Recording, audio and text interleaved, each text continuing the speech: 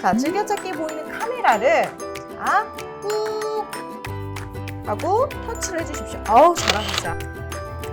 동네 주식 화면에서 동네 주식 같이 보이시죠?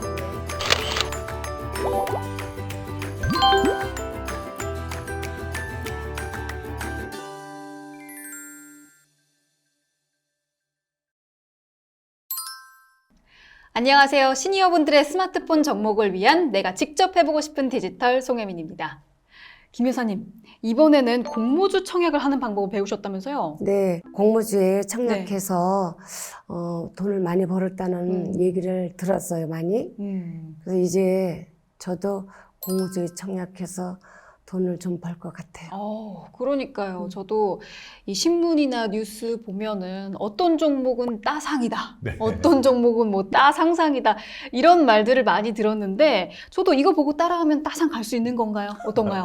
예, 그런데 뭐 그런 뉴스들도 있긴 있는데요. 네. 뭐 따상하면은 이제 공모가 대비 이제 최대 폭인 2배로 시초가가 시작하는 거니까 거기서 이제 100% 수익이 나는 거고, 첫날 장중에 상한가 네. 30%죠. 또 수익이 나면은 뭐 10,000원 공모가였는데 20,000원으로 시작해서 26,000원으로 와. 마감이 되는 것이 이제 따상이라고 표현을 하는데, 네. 그거는 아주 가끔 있는 일이니까요. 이제 공모주의 내용이라든지 네. 뭐 이런 것들을 좀 보고 선택을 하시면 좋겠죠. 네. 네. 맞습니다. 2020년에 이 공모주 투자 열풍이 막 불었었잖아요. 그때 시니어분들도 투자를 많이 하셨다고 들었거든요. 그렇죠. 예. 투자에 관심이 많아지시면서 뭐 70세 이상 되시는 시니어분들은 이제 스마트폰을 이렇게 많이 활용하시지 않으시니까 네. 직접 증권사 지점에 나오셔서 계좌도 여시고 공모주 청약하시고 이런 좀 불편함을 네네. 겪는 케이스가 좀 많았어요. 그래서 요거에 관련된 내용 한번 같이 보고 가시죠.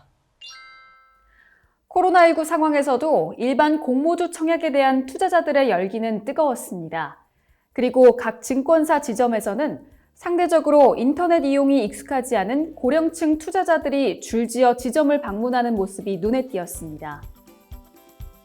연령대가 높은 고객의 경우 스마트폰으로 비대면 계좌를 만들 수 있도록 도와드리고 ARS를 통한 청약 신청도 같이 해드리고 있습니다.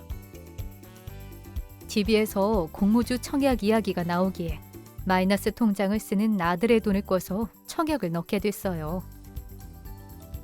전화로 직접 청약해 보려다가 아침 9시부터 10시까지 내내 통화가 안 되기에 지점에 나왔어요. 저도 이거 기억이 나요. 저도 신청을 하고 싶었는데 못했거든요. 네. 사실 시니어분들께서도 이 스마트폰으로 공모주 청약할 수 있는 방법이 정말 안전하고 네. 쉽고 편리한데, 이것만 아셨으면 이런 불편함이나 어려움을 겪지 않으셨을 텐데 말이죠. 네. 맞습니다. 이제부터라도 이 영상을 보시고 시니어분들도 같이 따라 해보시면 좋을 것 같아요. 그럼 공모주 청약이 무엇인지부터 살펴보도록 하겠습니다. 영상 보실까요? 고고! 안녕하세요, 김 여사님. 안녕하세요. 네. 혹시 주변에 공모주 청약에 참여하시는 분들 많이 들어보셨나요? 저는 못 들어봤는데. 아, 그래요? 네. 이 공모주 청약이라는 거는 네. 기업이 코스피 시장이나 코스닥 시장에 네. 처음 상장할 때 네.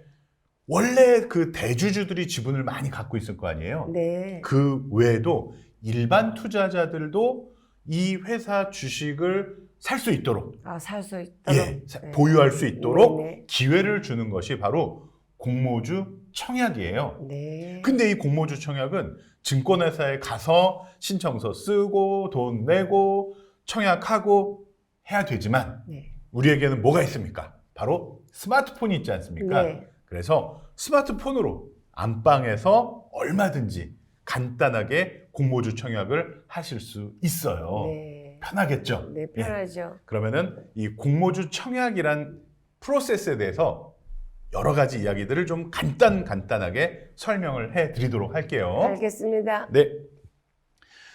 자, 첫 번째는요. 이 화면에서 보시는 것처럼 처음에 일반 투자자에게 먼저 물어보는 거는 아니에요. 네. 네. 연금, 기금, 펀드 이런 기관 투자자들에게 먼저 수요 예측이란 걸 해요. 네, 네. 말 그대로 수요는 뭐예요?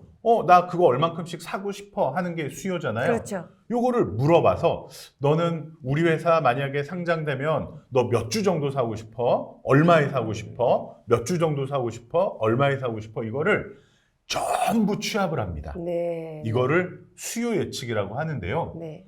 김 여사님께서 아니 나는 연기금도 아닌데 수요 예측이 뭐가 중요해? 라고 생각하실 수도 있지만 그렇죠. 예, 이런 차원에서 한번 보시죠.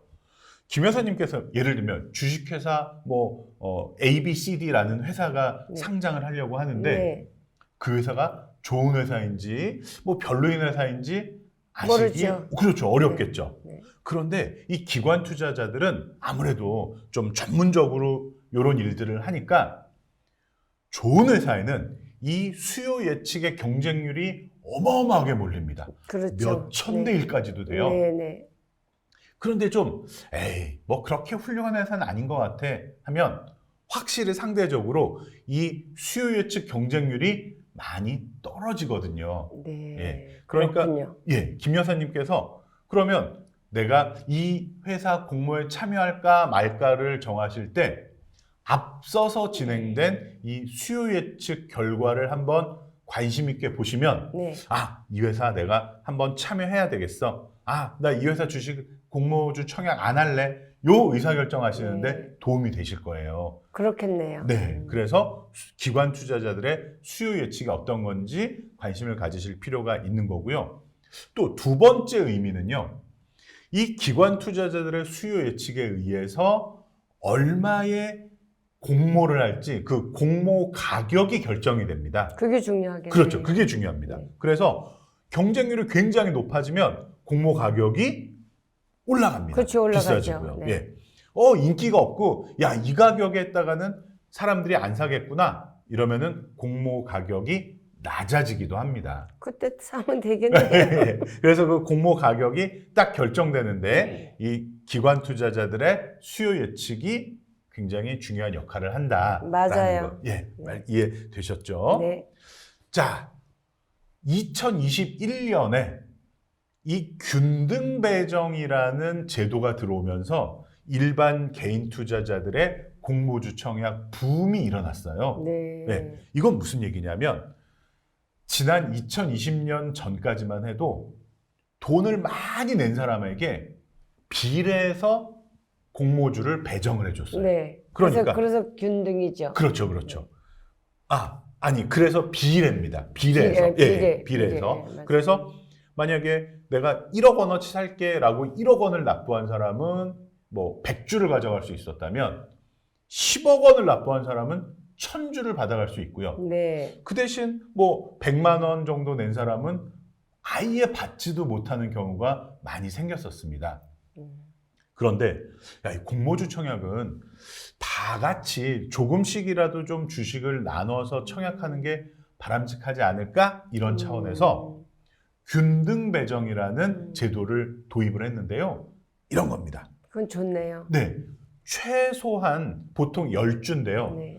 10주라도 사겠다고 청약을 하는 사람에게는 금액을 따지지 않고 그냥 한 사람, 두 사람 그 인원수로 나눠서 네. 주식을 배정을 해주는 게 균등 배정입니다. 예. 그렇군요. 그러면 나는 돈은 많지 않은데 이 공모주에는 참여해보고 싶다 하시는 분들은 최소 수량, 예를 들면 보통 10주인데요. 네.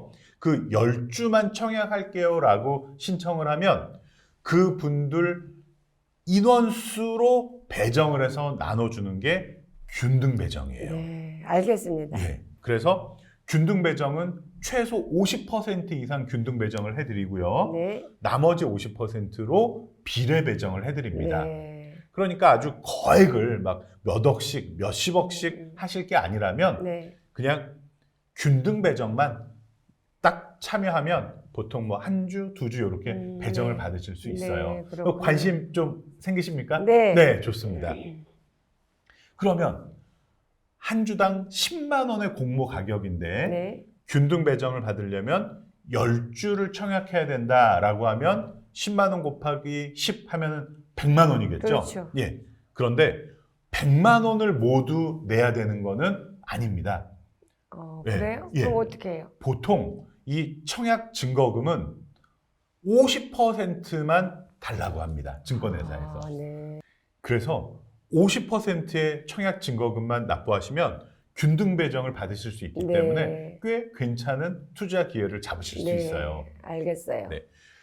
그런데 제가 이 공모주 청약을 열심히 하시는 분들하고 이야기를 나눠봤는데요. 네. 또 고민이 있으시더라고요. 네. 네, 뭐냐면 너무 다양한 증권사가 우리나라에 있잖아요. 네. 그러다 보니까 그 공모주 청약을 하는 증권사에 가서 청약하고 배정받고 돈 빼서 다음에는 또 이쪽 증권회사 가고 이런 번거로움이 있으시더라고요. 네. 귀찮고. 네, 귀찮고 날짜 또 지켜야 네. 되고. 그래서 제가 김 여사님께 추천드리고 싶은 건요. 공모주 청약도 좀 해보시고요. 네. 공모주 펀드라는 걸 한번 해보세요. 펀드요? 네. 공모주 펀드는요. 고객들에게 받은 자금을 가지고 거래소에 상장되는 주식들을 사고 파는 게 아니고요. 네.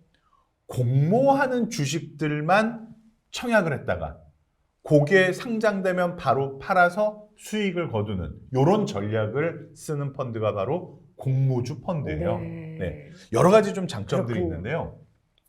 아까 제가 말씀드렸다시피 개인 투자자들은 어쨌든 청약 증거금을 납부를 해야 배정을 받을 수 있잖아요. 그렇죠. 네. 네.